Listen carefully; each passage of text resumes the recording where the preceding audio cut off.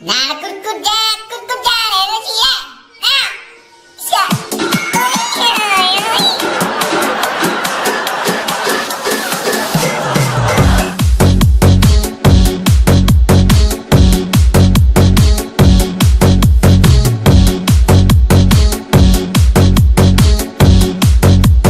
She's crazy about her dad.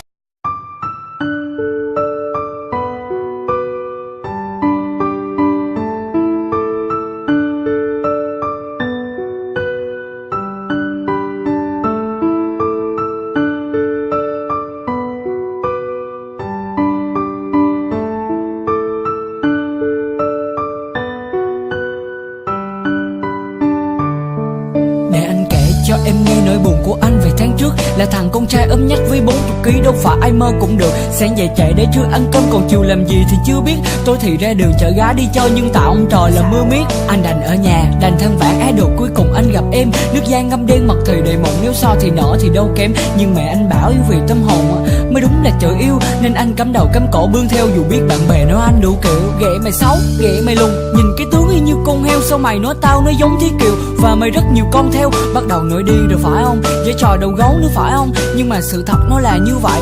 Anh đâu chơi trò vu khống, nhưng mà khổ nổi là anh yêu em. Anh đâu lo miệng đời, chỉ là đôi khi làm biến nhắn tin. Nên anh giả bộ mất công chuyện rồi để em chờ đợi. Để em hỏi thăm đơn giản anh thích vậy. Nhưng mà cho hỏi nè, khi nào mình tiếp tục cãi nhau đây?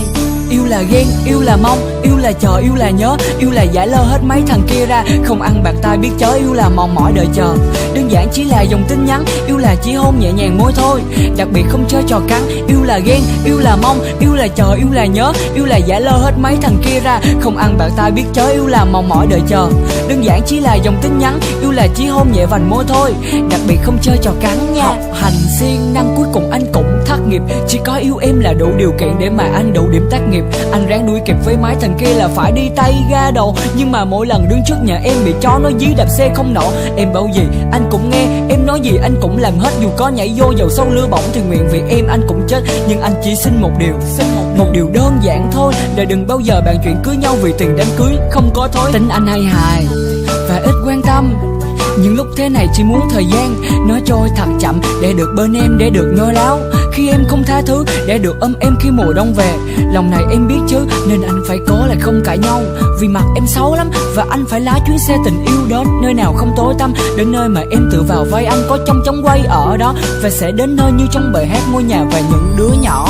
Yêu là ghen, yêu là mong, yêu là chờ, yêu là nhớ. Yêu là giải lơ hết mấy thằng kia ra, không ăn bạc tai biết chớ. Yêu là mòn mỏi đợi chờ, đơn giản chỉ là dòng tin nhắn. Yêu là chỉ hôn nhẹ nhàng môi thôi, đặc biệt không chơi trò cắn. Yêu là ghen, yêu là mong, yêu là chờ, yêu là nhớ. Yêu là giải lơ hết mấy thằng kia ra, không ăn bạc tai biết chớ. Yêu là mòn mỏi đợi chờ, đơn giản chỉ là dòng tin nhắn. Yêu là chỉ hôn nhẹ vành môi thôi, đặc biệt không chơi trò cắn nha.